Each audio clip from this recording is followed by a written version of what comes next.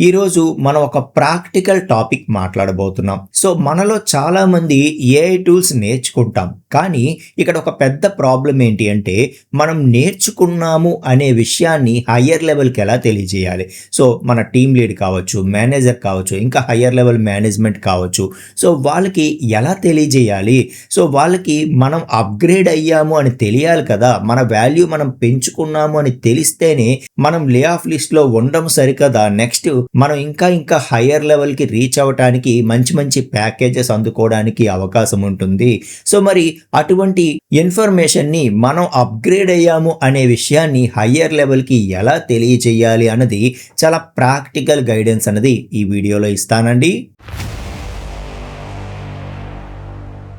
ఇక్కడ ఒక కాషన్ ఏంటి అంటే మనం ఏఐ నేర్చుకున్నంత మాత్రాన 100% లే ఆఫ్ నుండి తప్పించుకోగలము అని కాదనమాట. ఓకే, ఇక్కడ కొన్ని కంపెనీస్ ఏం చేస్తున్నాయంటే అసలు ఎంప్లాయీస్ అప్గ్రేడ్ అవుతున్నారా లేదా అన్నది సంబంధం లేకుండా కూడా కొన్ని కంపెనీస్ ఇంకా వాళ్ళ కాస్ట్ కటింగ్లో భాగంగా లే ఆఫ్ చేస్తున్నాయి.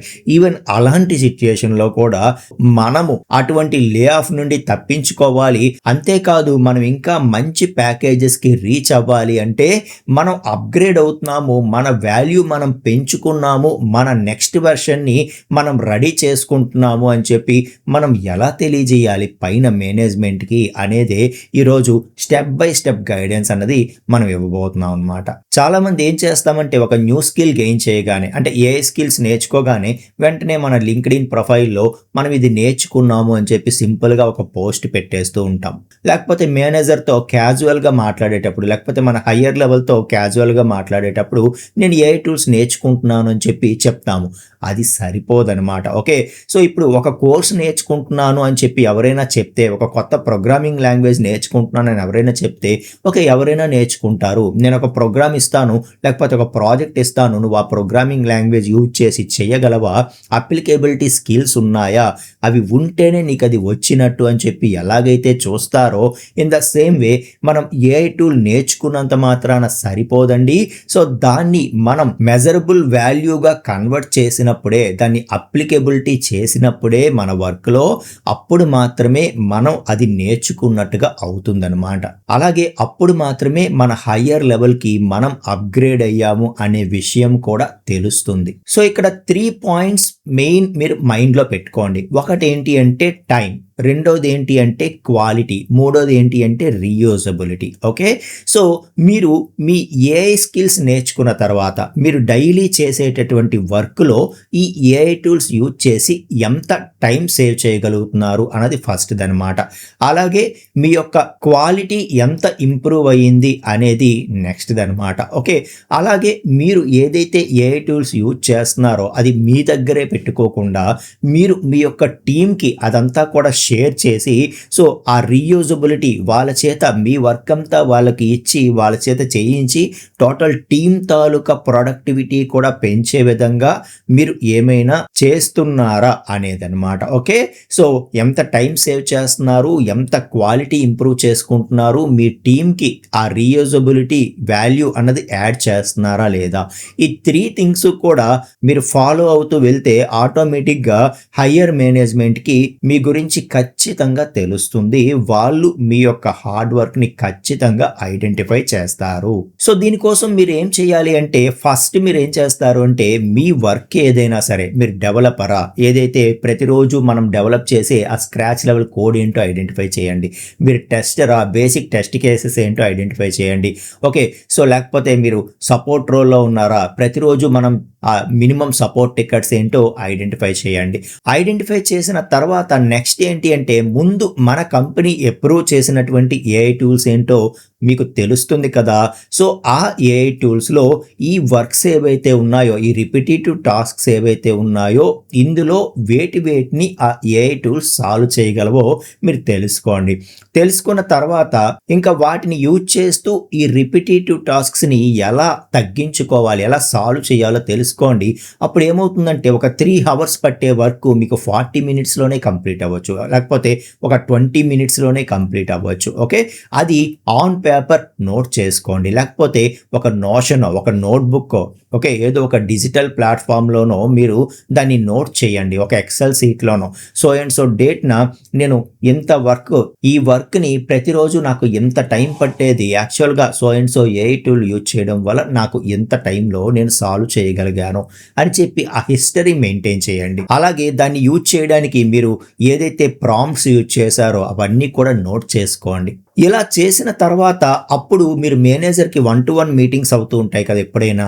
అలా అవుతున్నప్పుడు మీరు మేనేజర్తో ఏం చెప్తారంటే, సార్ ఇగో నేను ఇవన్నీ కూడా చేశాను, నేను ఇంత టైంని సేవ్ చేయగలుగుతున్నాను నా వర్క్లో, మీరు ఎప్పుడైనా అవకాశం ఇస్తే టీమ్ మీటింగ్స్ అవుతున్నప్పుడు నేను ఒక 10 minutes డెమో ఇవ్వగలుగుతాను మన టీం అందరికీ, ఇది నేను ఎలా చేశాను, నా ప్రొడక్టివిటీ ఎలా పెంచుకున్నానో నేను డెమో ఇవ్వగలుగుతాను అని చెప్పి చెప్పండి. ఇక్కడ ఒకటైతే కన్ఫామ్గా చెప్తున్నాను, మనం ఎన్నాళ్ళలాగా మన దగ్గరికి వర్క్ వస్తేనే చేద్దాము, అప్పుడు మాత్రమే మన స్కిల్ చూపించుకుందాము అంటే కుదరదు. ఓకే, సో మనకి స్కిల్ ఉంది అని చెప్పి మనం ఎగ్జిబిట్ చేసుకోవాలి కంపల్సరీగా.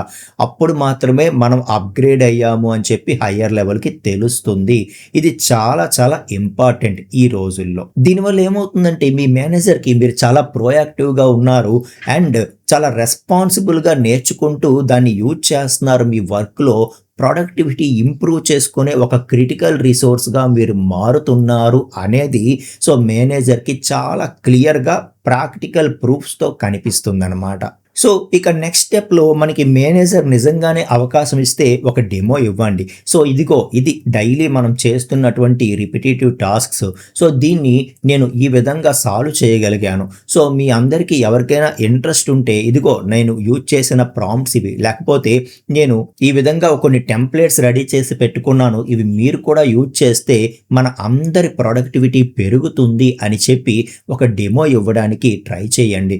సో దానివల్ల ఏమవుతుందంటే మొత్తం అందరూ టీం అందరి దృష్టిలో టీం అందరికంటే మీరు క్రిటికల్ రిసోర్స్గా ఎగ్జిబిట్ అవుతారు. అలాగే స్కిల్ మీ ఒక్కరి దగ్గరే లేదు, మొత్తం సో కంపెనీ యొక్క ప్రొడక్టివిటీ పెంచే విధంగా మీరు రెడీ అవుతున్నారు అన్నది మేనేజ్మెంట్ వరకు ఖచ్చితంగా వెళ్తుందన్నమాట. ఇంకొకటి ఏంటి అంటే మీరు ఏవైతే టెంప్లెట్స్ కానీ ప్రాంప్ట్స్ కానీ ప్రిపేర్ చేసుకున్నారో అవి అందరితో షేర్ చేయండి, ఎవరు వచ్చి అడిగినా కూడా వాళ్ళకి ఇవ్వండి.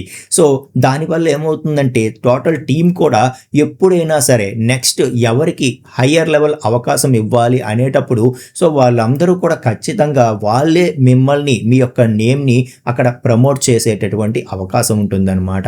ఓకే, సో ఎందుకంటే అందరిలోనూ మీరు క్రిటికల్ రిసోర్స్ అవుతారు కాబట్టి మీరు దాన్ని రీయూజబుల్ అసెట్స్ గా క్రియేట్ చేసుకోండి. ప్రతి ఒక్కరూ రీయూజ్ చేసేలాగా మీ యొక్క ప్రాంప్ట్స్ ని ఎప్పటికప్పుడు అప్పుడు ఏదో యూజ్ చేసాము మళ్ళీ నెక్స్ట్ టైం మళ్ళీ ట్రై చేసుకోవాలి అనుకున్నట్టు కాకుండా ఎప్పుడైతే మీకు బెస్ట్ రిజల్ట్స్ వచ్చాయి అనిపించుకుంటున్నారో ఎప్పటికప్పుడు నోట్ చేసుకోండి ఒక దగ్గర.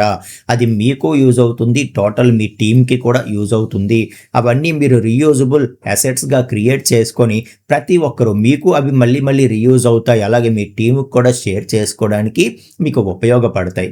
సో అయితే ఇక్కడ నెక్స్ట్ మీరు గుర్తుంచుకోవాల్సింది ఏంటంటే సో ఏదైతే సెన్సిటివ్ ఇన్ఫర్మేషన్ ఉంటుందో కస్టమర్ డేటా కానీ, ఓకే, సో ఇలాంటివన్నీ కూడా మీరు అక్కడ ఎక్కడా కూడా యూజ్ చేయకుండా కంపెనీ పాలసీస్ని రెస్పెక్ట్ చేస్తూ దాని అండర్లో మాత్రమే మీరు టూల్స్ని యూజ్ చేయండి.